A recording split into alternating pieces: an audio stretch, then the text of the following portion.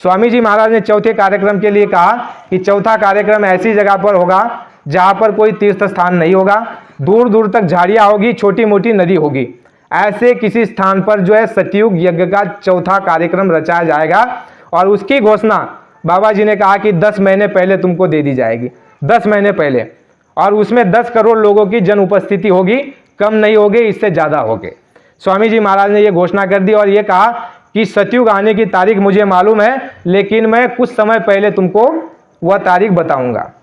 तो जय गुरुदेव नाम बाबा जी ने कहा कि तुम्हारी मदद और रक्षा करेगा। 1 जनवरी सन 1973 को बाबा जी ने आदेश दे दिया था कि प्रेमी अपने घर पर जय गुरुदेव की पताका लगाएंगे। ये धर्म ध्वजा है, ये आने वाले समय में, जैसे गुरु भाई ने कहा कि सारे विश्व के लोग जो है इस जय गुरुदेव के झंडे के नीचे आ जाएंगे। ऐसा पराक्रम होने वाला है। 1 जनवरी सन 1973 को आदेश मिल गया, प्रेमियों ने झंडी लगाना शुरू कर दिया। ये एक आपकी मदद और रक्षा का काम गुरु महाराज ने ये कर दिया। जय गुरुदेव नाम जहाँ भी कहीं होगे तो वहाँ पर लेना, तुम्हारी मदद और रक्षा होगी। दूसरा काम स्वामी जी महाराज ने कर दिया कि कलयुग में कलयुग जाएगा और कलयुग में सतयुग आएगा। और जब आएगा तो स्वामी जी महाराज ने कहा कि वह अथाह सुख और शांति और आनंद लेकर के आएगा। और उसमें जो है कलयुगी जितने भी गुण लोगों में होंगे और कलयुगी जितना भी तुम्हारा कर्म है वह सब का सब जो है चुकता किया जाएगा, और जो चुकता नहीं कर पाएगा उसको कलयुग अपने साथ लेकर के चला जाएगा। गुरु महाराज ने करी सतयुग की स्थापना की घोषणा की, धर्म की स्थापना की। दूसरी बात, तीसरी बात अभी स्वामी जी महाराज गुरु महाराज ने देखो आगे चल करके फिर एक आखिरी गुरु मंत्र गुरु महाराज ने दे दिया। गुरु महाराज ने हमको आदेश दे दिया कि तुम जाकर के मेरी बातों को लोगों तक पहुंचा देना कि कैसा कैसा समय आने वाला है, कैसी कैसी परिस्थिति आने वाली है और तुम्हारी रक्षा और बचाव कैसा होगा। और आखिरी में स्वामी जी महाराज ने जो है हमको एक आदेश दे दिया कि बच्चा तुम जाकर के गांव गली कस्बों में शहरों में हर घर और हर नर नारी तक पहुंचो और उनको कहो कि आने वाला समय बड़ा भयंकर और विनाशकारी है, उससे बचना चाहो तो शाकाहारी हो जाओ। बाबा जी ने एक गुरु मंत्र दे दिया और ये कहा 2010 में स्वामी जी महाराज ने ये आदेश दिया कि तुम गांव में जाकर के जो है सब जगह लोगों को ये मेरा संदेश पहुंचा दो, और इसी शाकाहारी प्रचार से देश और दुनिया का तख्ता पलट जाएगा।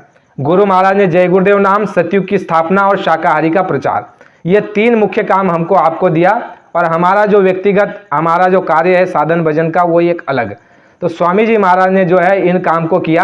तो प्रेमियों हमको जो है कुल मिलाकर के अभी बहुत सारी शंका भी है, लेकिन हमारे पास समय नहीं है। चौथे यज्ञ की बात इसीलिए आपको बताई ताकि आपको ये भ्रम ना रह जाए कि जय गुरुदेव नाम से काम नहीं होगा, बाबा जी चौथा यज्ञ करेंगे या कोई तीसरा चौथा करेगा। तो इसीलिए चौथे यज्ञ की इशारे की बात आपके साथ रखी गई।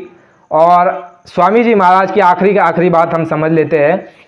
अब देखिए गुरु महाराज देखिए 2008 के बाद लगभग जब हम जाते रहे सत्संग के अंदर में कुछ मुख्य बातें कहते रहे। बीच में तो बहुत सारी योजना चलाई गई, लेकिन जब उसमें कोई खरे नहीं उतरे तो गुरु महाराज आगे बढ़ गए, उस बातों को वहीं पर स्थगित कर दिया, रोक दिया।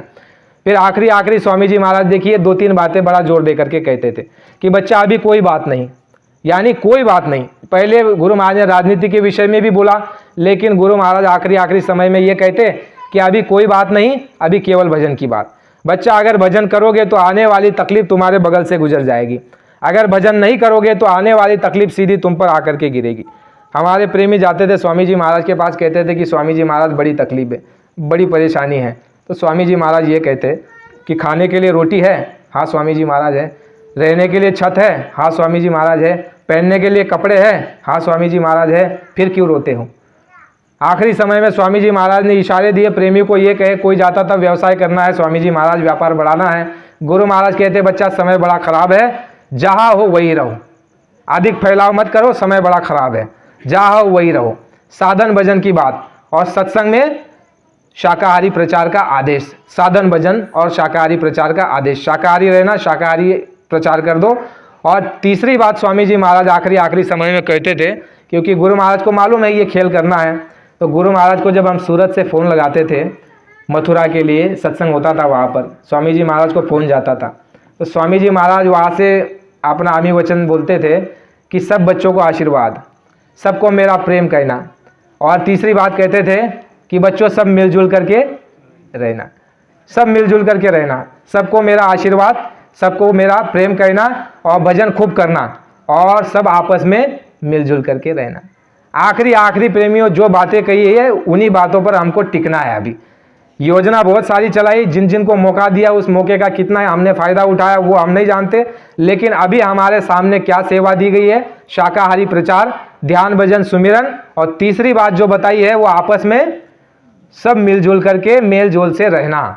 ये हमको आपको स्वामी जी महाराज का आखिरी वचन है। गुरु महाराज की बात अगर कोई तोड़ मरोड़ करके कहे, जैसे कि चलाया जा रहा है प्रेमियों, कोई कुछ कह रहा है, कोई कुछ कह रहा है, तो हमको एक बात ये समझनी है कि अगर कोई नई योजना बना रहा है, कोई नई बात लागू कर रहा है कि भाई ये करो ऐसा हो जाएगा वैसा हो जाएगा, हम में से ही निकल करके, तो हमको एक बात समझनी है कि भाई अभी बाबा जी का काम अधूरा, बाबा जी की जितनी भी शिक्षा है वो अभी हमारे पूरे पल्ले नहीं पड़ी, ना ही हमने उसको सांसारिक जीवन में पूरी तरह से ढाला है।